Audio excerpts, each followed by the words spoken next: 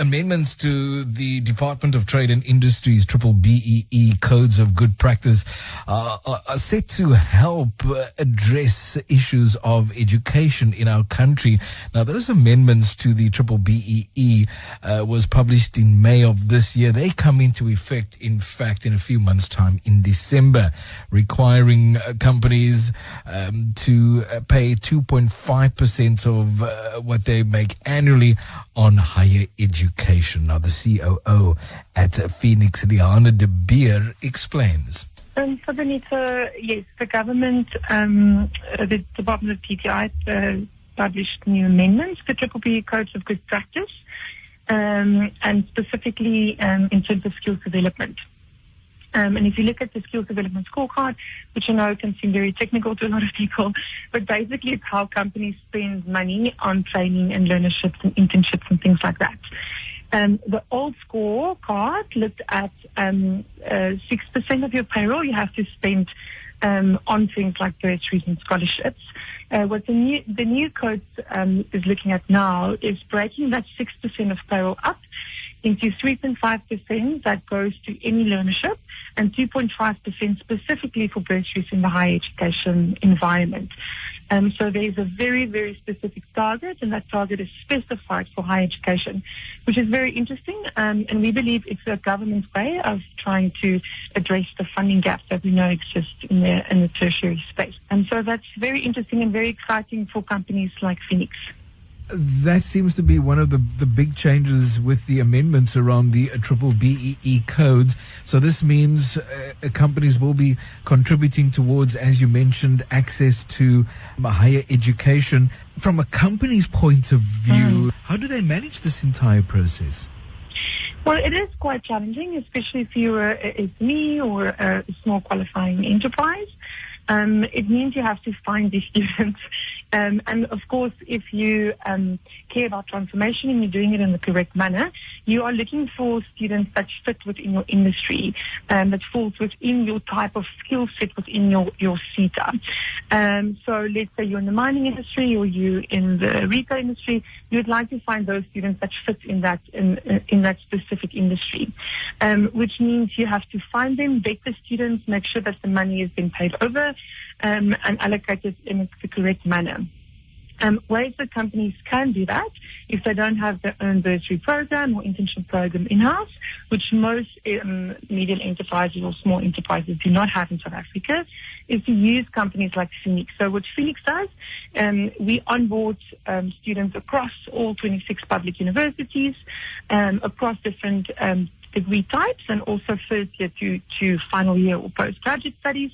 We vet those students, we check those students, we make sure that students need funding, they have debt, they don't qualify for anything else, and then we can administer this process for companies. So if we go back, if we take a step back and we say you are an organization and you are looking to keep your BE scorecard in a good place, you will have to spend 6% of your annual payroll on skills development, specifically on bursaries. You then will get a BE verification agency that tells you how much you need to spend and on what type of students you need to spend it. That might include students with disabilities or specifically women. And then according to the BE codes, black persons, and that includes Indian and colored people. And then you'd have to approach either the student directly, the university directly, or use someone like the Feenix that can help you with that entire process. That find the students, tell you how much a student owes, you can pay that money over, and then we make sure that money goes to where it needs to go, and then provide you with the correct paperwork and reporting for you to go back to your verification agent to get the approval and the right BE points. Smile 90.4 FM, Leana de Beer, Chief Operating Officer at Feenix, joining us in conversation.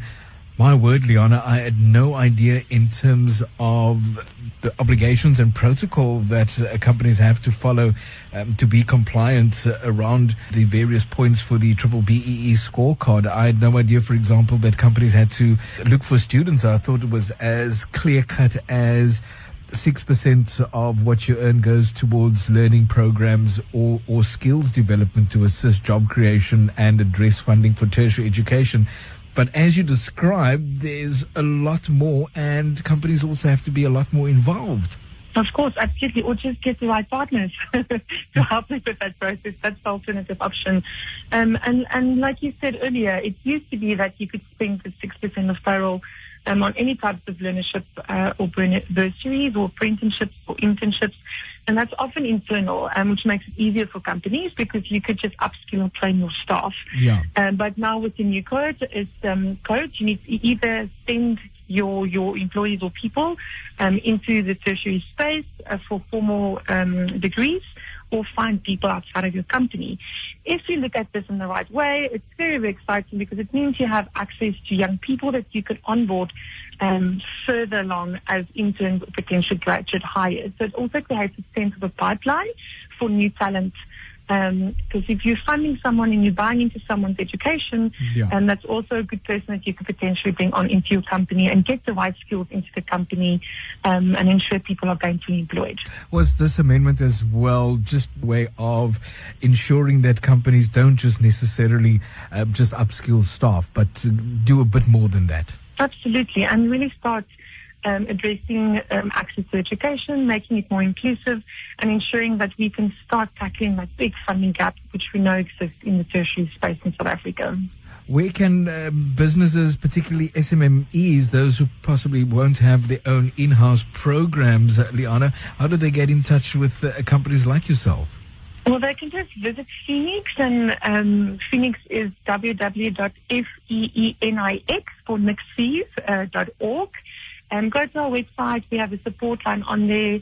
Phone us, call us, WhatsApp us, and we can help you out. It's as simple as that.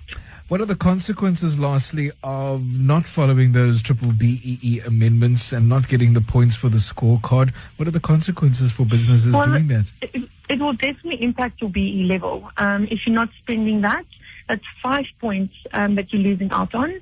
That it used to be 8 points to that 6% target. That's now split it up, and you can get 5 points spending that 2.5% of your payroll on bursaries. So if your intention is to keep your BE level at the same place, you'll have to look at this, because otherwise your score might decrease, and you might drop a level. Leana, do you know where one could have a look at those BBBEE amendments? There's a lot of things online. The problem is it gets quite technical. I have to say, if you're not technically inclined or an expert in this, it becomes quite rough. But there's a lot of information online.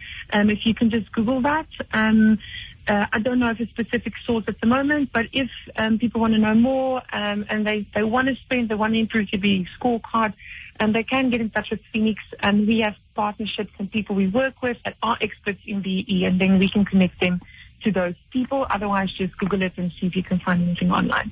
Leana de Beer, Chief Operating Officer.